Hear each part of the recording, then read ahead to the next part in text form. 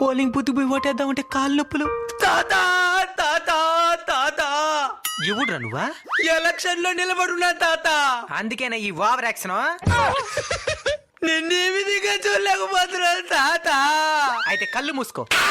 ఇది మన పంచి లేకూడదు. నిన్ను నా చేతులతో పోలింగ్ బూత్ ఎత్తుకొని పోతాను తాత. అయితే నీ పార్టీకి ఓటేయాలి. మరెత్తుకో.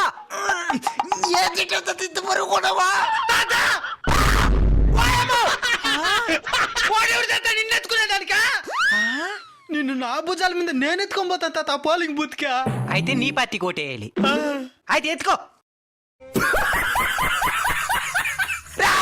ముందు నేను మాట్లాడింది ఆల్రెడీ నేను